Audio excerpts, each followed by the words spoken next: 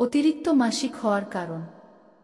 পিরিয়ডের সময়ে অতিরিক্ত রক্তক্ষরণ হয় এমন নারীদের অর্ধেকের ক্ষেত্রেই সুনির্দিষ্ট কোনো কারণ খুঁজে পাওয়া যায় না। তবে বেশ কয়েকটি রোগ ও কিছু চিকিৎসা পদ্ধতি এই সমস্যার পেছনে দায়ী হতে পারে।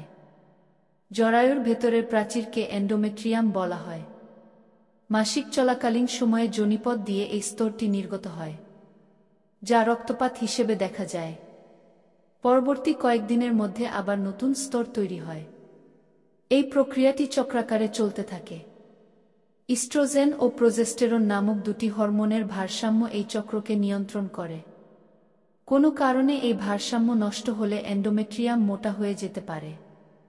তখন রক্তক্ষরণের পরিমাণ স্বাভাবিকের চেয়ে বেড়ে যায়। বিভিন্ন রোগ ও চিকিৎসার ফলে মাসিক ভারী হয়ে যাওয়ার পেছনে এই হরমোন দুটির অসামঞ্জস্যতা গুরুত্বপূর্ণ ভূমিকা পালন করে। অতিরিক্ত মাসিকের পেছনে দায়ী কিছু রোগ ও চিকিৎসা পদ্ধতি হল: জরায়ু ও ডিম্বাশয়ের রোগ, ফাইব্রয়েড। এগুলো জরায়ুতে বেড়ে ওঠা এক ধরনের টিউমার। এসব টিউমার সাধারণত ক্যান্সারের রূপ নেয় না।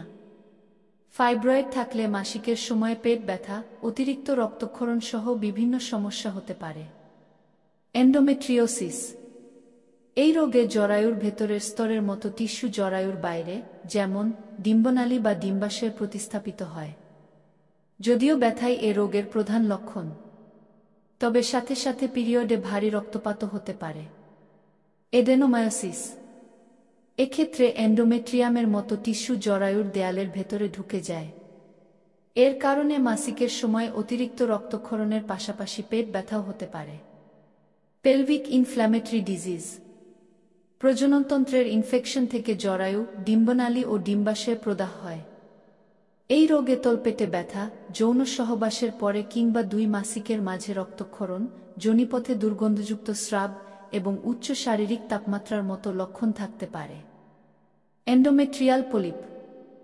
এটি জরায়ুর ভেতর অথবা জরায়ুমুখের এক ধরনের প্রবৃদ্ধি। এসব প্রবৃদ্ধি সাধারণত ক্যান্সারের রূপ নেয় না, কিন্তু ভারী রক্তপাতের পেছনে দায়ী হতে পারে। জরায়ুর ক্যান্সার। একে এন্ডোমেট্রিয়াল ক্যান্সারও বলা হয়। লক্ষণগুলোর মধ্যে সবচেয়ে কমন হল মাসিকের রাস্তা বা যোনিপথ দিয়ে অস্বাভাবিক রক্তক্ষরণ। বিশেষত মেনোপজ বা মাসিক স্থায়ীভাবে বন্ধ হয়ে যাওয়ার পরে এটি বেশি দেখা যায়। Polycystic ovary syndrome. এটি একটি পরিচিত রোগ। এই রোগে ডিম্বাশয়ের স্বাভাবিক কাজ ব্যাহত হয়, ফলে মাসিক অনিয়মিত হয় এবং মাসিক পুনরায় শুরু হওয়ার পরে অতিরিক্ত রক্তক্ষরণ হতে পারে।